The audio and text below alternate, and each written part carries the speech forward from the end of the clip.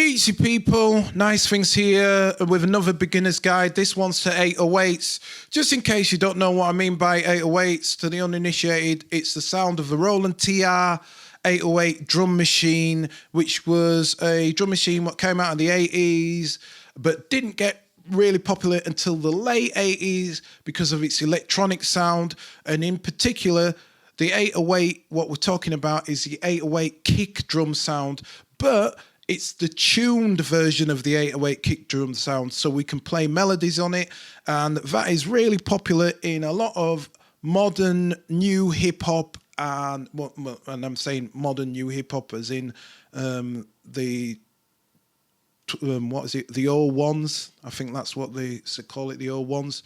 So anything from like 2010 onwards seems to have that kind of thing going on. And also with R&B, it's popular in that, and it's very popular, and it's a signature sound in what the kids are calling trap music. So I'm going to show you how you can make that on the Akai Force, and it's very simple, barely an inconvenience. This is how you do it. You go to the presets. There's two presets, and there's two different ways of you doing it. So that would be 3 different sounds. There's 2 different ways of you doing it and 3 different sounds. That's the best way I should say that. So the easiest way is the drum synth kick. You go to the drum synth kick, and there's 2 types of presets. The first one is the bouncer. The second one is grime scene. You can find them by going to the submenu 80 in presets, and the one here is the bouncer, and the next one is grime scene. I'll show you by using grime scene that there is a particular sound that you can get, and kind of, yeah, that's really what it is. There's nothing else. There's a particular sound you can get, and you'll see what I mean. There's a few golden rules that you want to keep in mind to getting the best out of this. Number 1 is tune. As soon as you go on the preset, tune this to C. Always tune the kick drum to C. The reason being is if you don't, it means you're going to have to tune all of your sounds and all the sounds that you bring in to the sound of that kick. And that's just that's just hard. There's no reason to do that. If you tune this in, it means all the plugins and anything else you bring in will be in key. And that's one of the main things for keeping control of your tune, is to make sure that things work together. So like I say, number 1 thing you want to do is you want to do the tune, make sure that's in C. The second thing you want to do is you want to bring some more volume to signal. That's not the right way of saying it, but you want to bring up the decay so that there's more for the sound to work with. You want that decay to be 40% or greater. Depends on what kind of sound you're wanting, but I go for around 45, 46. You can go right up to 100 if you want. It starts to become a long sound, just so you understand what I mean. Right, this is with no decay. It's just ding. Yeah, this is with full blast decay, 100%.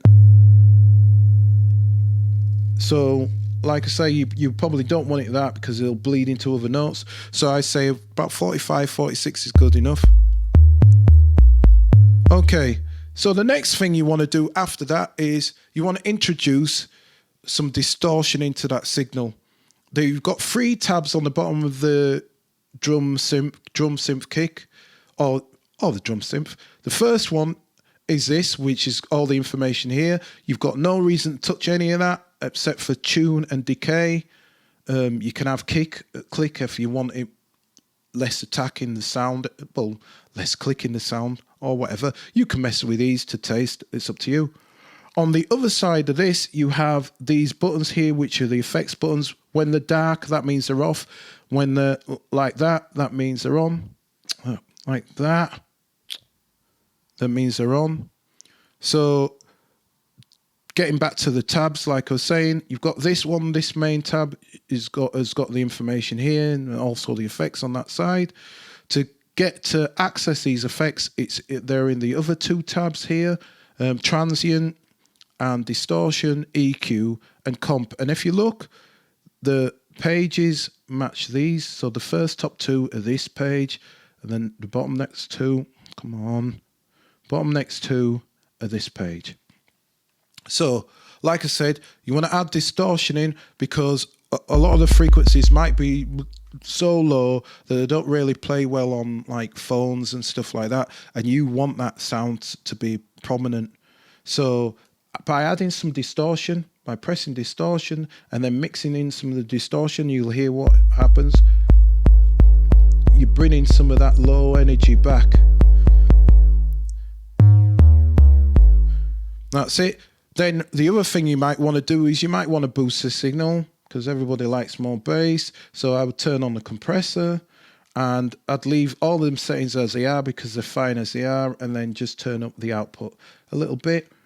And just make sure when you mix it, make sure you don't have any red lights by sorting out the signals. I'm not getting into that because that would be another tutorial in itself, and you can find all of that in any of my playlists on my channels. And don't forget to like and subscribe, or more to the point, comment, because if you don't like this, then tell me, but definitely subscribe. Anyway, so I've got my signal there. Let me just test it out to see what that's like. So let's do something.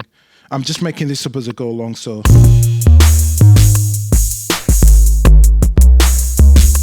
I don't know. Right.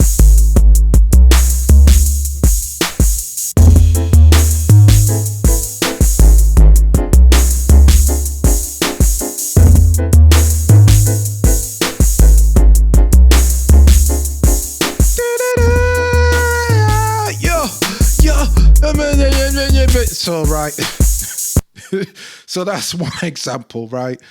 Yeah, wait. That's one example. Drum synth kick, and like I said, there's two presets. That's grime scene. The other one is the bouncer. The bouncer's got a more rounded sound, is the way I describe it. So I'll go to that. I'll do another sound. I'll do another bass line. Remember, go to tune, make sure that that's tuned to C, so that's E flat, so I want that tuned to C. That's 80 decay on there, that's all right. We'll leave it as 80 decay. I'll probably reduce that a bit myself. I'll reduce that up to about 65, because like I say, I don't like too much blending into each other. Don't forget, add distortion, so turn on the distortion, turn it up into the mix to how much I want. I could go extreme. Why not? Just for the sake to show you. That signal, I'll boost that as well. So I've got compressor and the output. Leave all the settings are fine. If I wanted to EQ that, I could go into the EQ and where is it there? And maybe I don't know, turn up the bass. I don't think it needs it, but I'll just show you. So then I've got that, and I'll do it again. So let's do another one. And this is with a bouncer.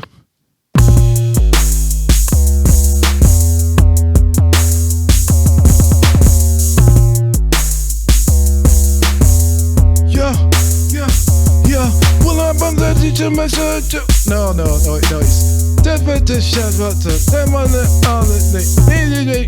I can't. I'm not really au fait with a lot of new hip hop. I don't know me young thingamajigs from my little somethings. So please, I'm just showing you how you can get that sound. So that's on the drum synth kick.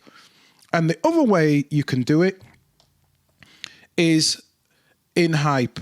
And the hype one is pretty good. And you can find this one by going into bass, bass subs, the heading bass sub, meaning sub-level sounds, submarine. Yeah, low level sounds. And then the best one, I think, is 80 bend attack. An 80 bend attack is usually what people mean when they mean 808 glides. What they mean is this swooping sound. I'm going to show you what a glide is as well, but it's usually what they're looking at is that that bending sound where the signal bends. So this is what this does automatically. And the control over that bend is on bend time and bend. So at the moment, that's, what is it? 2. So I think I've messed with that. Right, at the moment, that's 9. So it means it's going to bend from 9 semitones up into the actual sound, which sounds like this. As you can hear, it's got that swoop. Now, that might be too extreme for somebody. It is for me, so I'm going to bring that down. But again, you can choose. If it's too extreme, then it seems a bit out of key, but maybe that's what you want. So again, it depends on what you're looking for.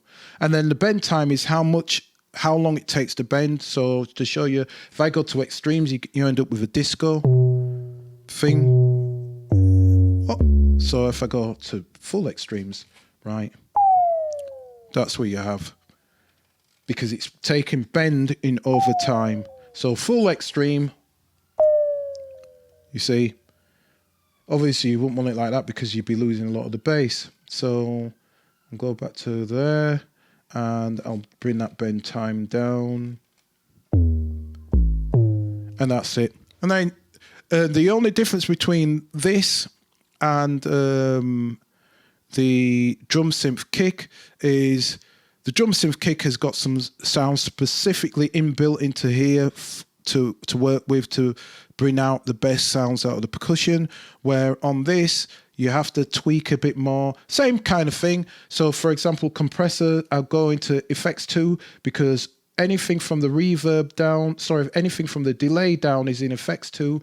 Anything from modulation down to delay is in effects 1. So I go and I want to turn up the compressor, so I'll go to effects 2 and then I'll just turn up the output on that. And that's fine. I'll go back to macros and then I'll put some distortion in there. And I've got that. But if I wanted to use any like transients to give it a bit more punch or anything like that, I have to go into the mixer and I'd have to go into here and blah, blah, blah to turn it on. So like I say, that is just a little bit more work if you want, and if you're fine with that, then you're fine. The other thing, what people were saying about glides is, this one is the one you want to use for actual glides. What people usually mean, I think, is they mean that bend sound. But for glide, this already has glide built in. You can fix the amount of glide by going into the setup. At the moment, 71's fine. I don't think you need to trouble that. And what that does is it glides from one note into another. So instead of it having a tack like that, it just glides into one note and into the other. If you do glide on here, there is not enough of a signal. You have to bring a lot of that decay out and you're losing a lot of punch. That's why I would say don't tweak any of this if you're using the drum synth kick, because you're going to lose a lot of that if you're trying to do this. But I think if you try to do this, it's more like a Moog sound, and you'd be better off finding something like a Moog and then layering them together. In fact, that's the kind of stuff I would do. I would layer a bass sound over an 808 kick if I was wanting to, depending again what I was doing. So with that said, let's try another thing again. I don't know. Try something else.